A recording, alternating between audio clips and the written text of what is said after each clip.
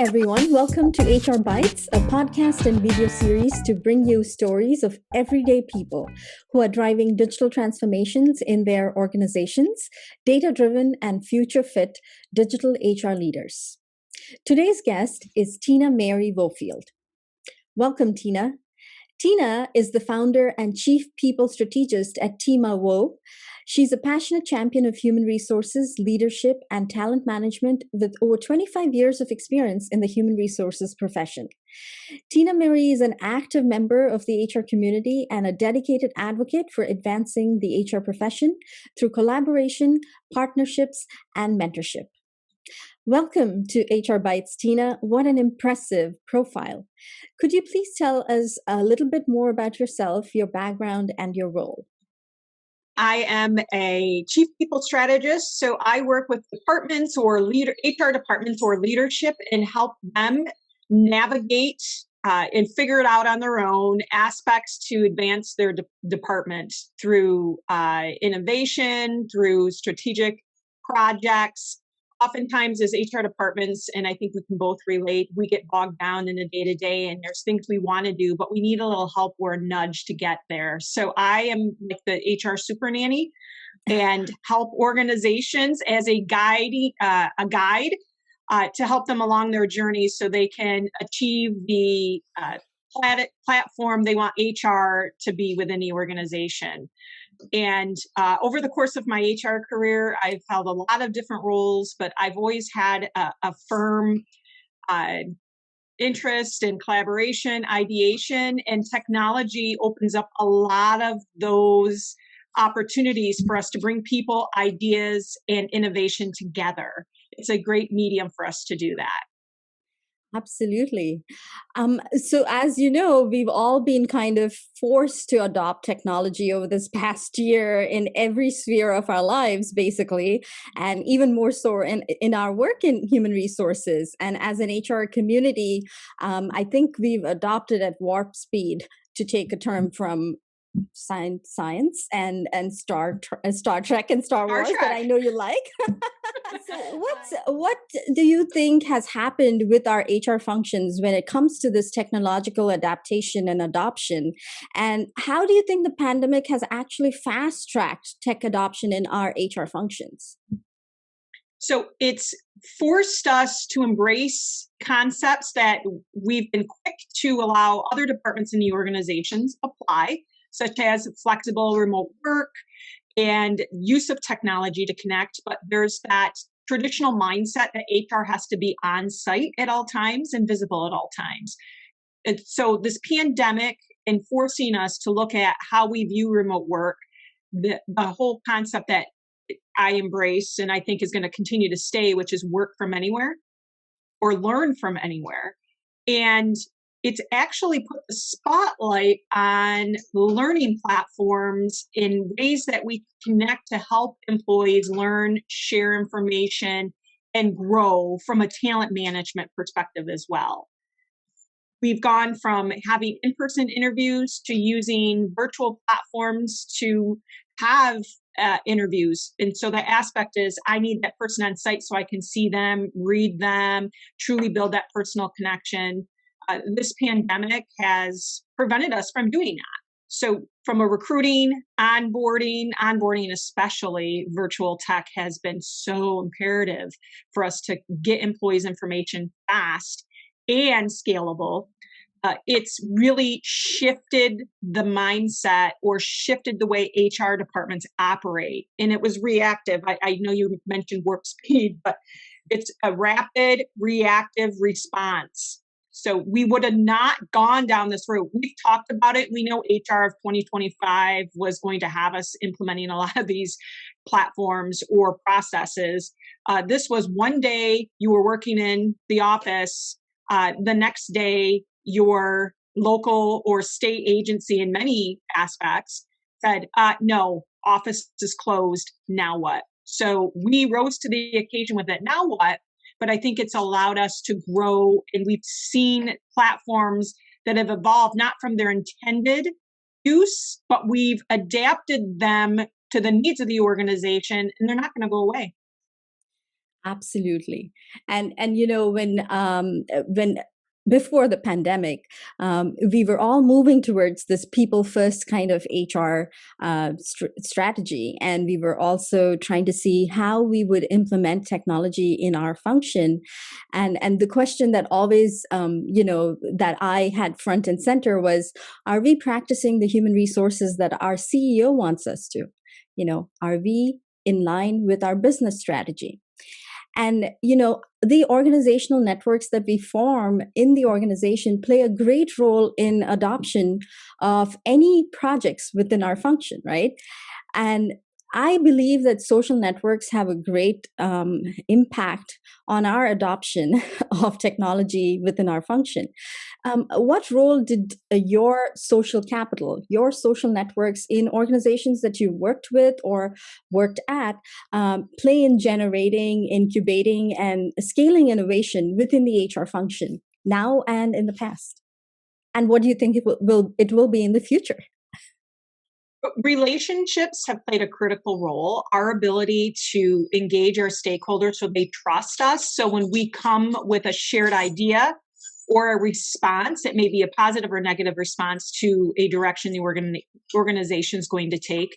Trust and credibility is its critical aspect. And that's where HR has started to evolve as HR as business partners. So our policies, our procedures won't hinder, but they need to be flexible to adapt. So if we can have these conversations, these trusted conversations to say this is going to work, this isn't going to work, or leverage our social capital within the organization to understand how the operations, the needs of our departments, what their staff, from a navigating change and how that may be perceived.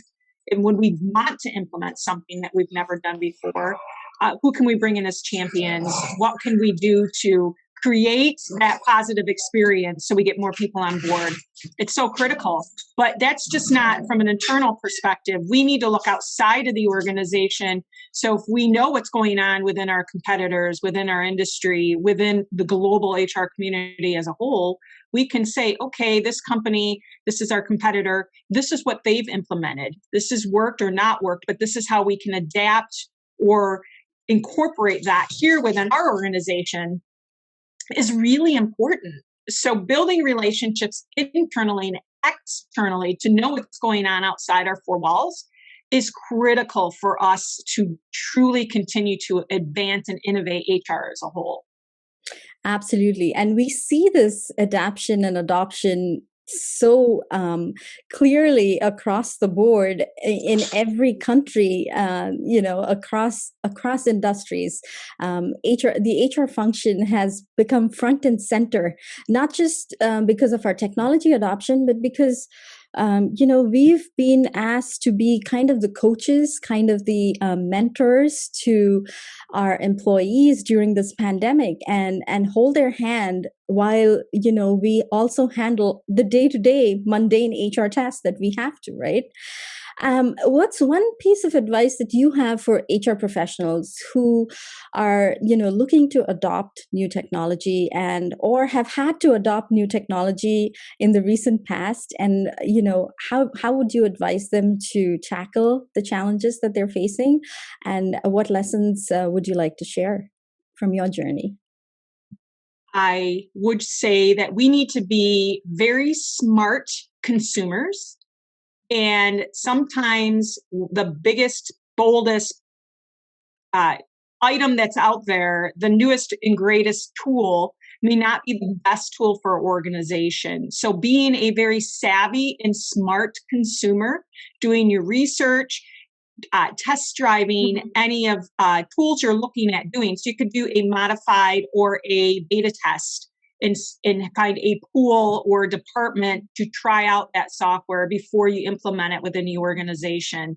But sometimes we see that bright, shiny new piece of technology and everybody's doing it. And we say, well, we need to do this. Microsoft Teams is a great tool. Sometimes there's a lower cost or it's an easy best of breed where you can implement it, versus there are a lot of robust communication tools out there that, based on the needs of your organization, maybe it's too big of a tool. There's so much, it's the size doesn't match what your needs are. So you're buying too much. It's like buying a yacht when all you want is a canoe. So I'm going to buy a yacht because everybody else is buying a yacht, but now I have a canoe.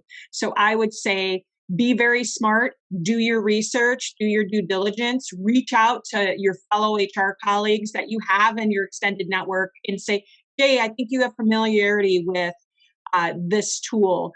How is it working in your organization? What bumps did you have on implementation? What about service support and integration with other internal processes and technology you have? Those are things sometimes we don't think about because, we're just looking at, we need a fix and we need it now. So have a plan, no different than when you're going to go buy a home or buy a car. You're going to do your research. You are going to make sure that the tools or the functions of that technology meet your needs. And most importantly, I think this is a big struggle we have, is we will buy a piece of technology that doesn't grow with us. The technology is great right now, but 18 months from now, or as the organization needs changed, can it adapt and evolve with you?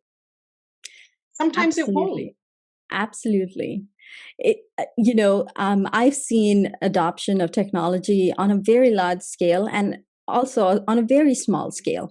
And when we use these big legacy systems and adopt them very fast without a plan, most of the time we do not use all the modules in that system. We do not use all the different tools that are available to us through that system. And what a waste, right? It doesn't grow with us, but we can't get rid of it because we've invested a lot of money into this particular tool.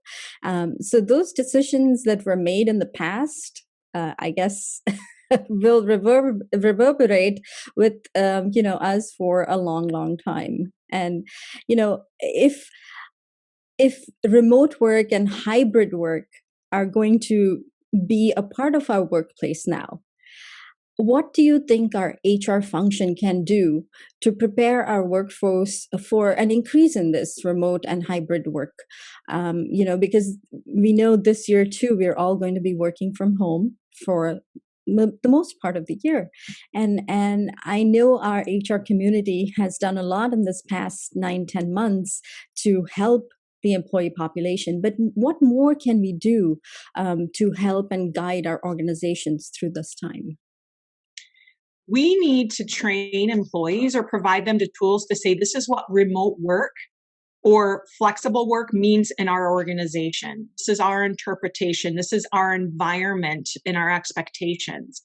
Remote work, that word, is not a universal application. So what remote work may be in one organization is not the same. And again, as the organization's needs change, how you define remote work in your organization will likely change with you. So I think it's very important that we train employees, we provide them tools to be able to navigate the technology, to say, here's our meeting etiquette. If you're on a Zoom meeting, if you're on GoTo, if you're in Microsoft Teams, if you're using Blue Jeans, Slack, whatever technology you're using to communicate remote, train your employees to allow them to be comfortable and understand what your expectations are. So onboarding in 2021 looks a lot different than it did on January 2020.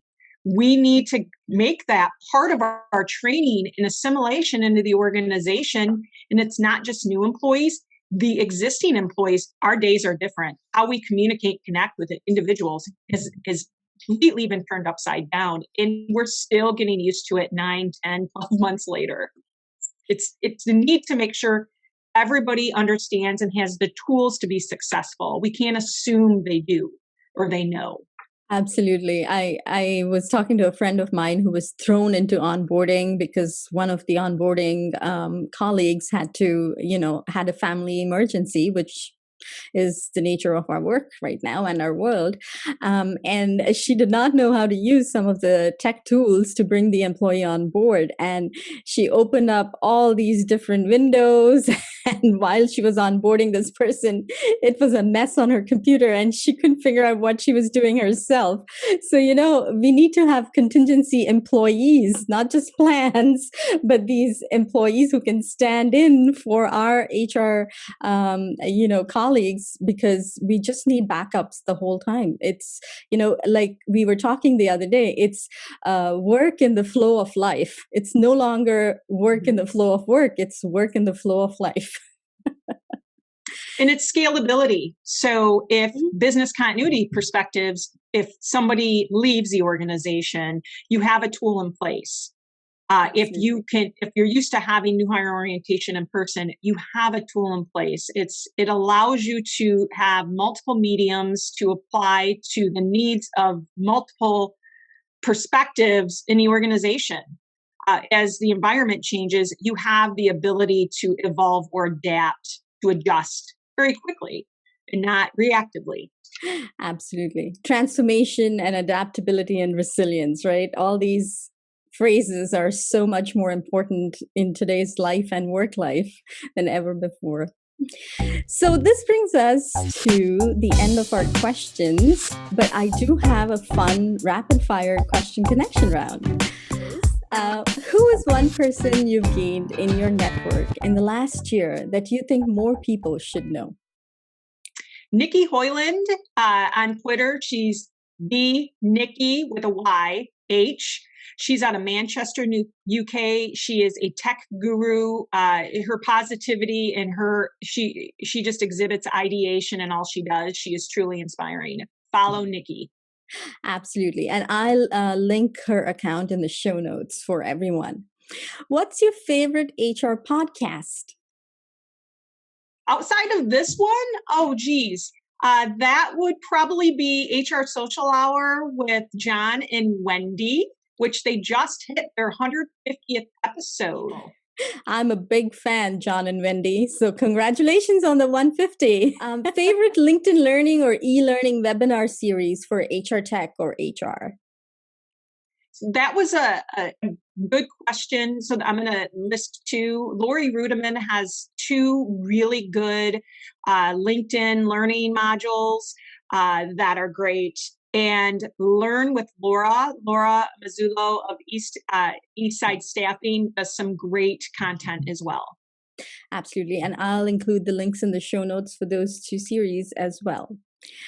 So given the upheaval of all things in 2020, what's one workplace trend that you think is here to stay? Work from anywhere. So it's not just work from your home, work from anywhere. It could be your cottage, it could be Starbucks, it could be your home office. I think we've managed to show the world globally that work can be done in almost any environment. Absolutely. And how do you enjoy giving back to the HR community? I truly embrace and appreciate this HR Unite community.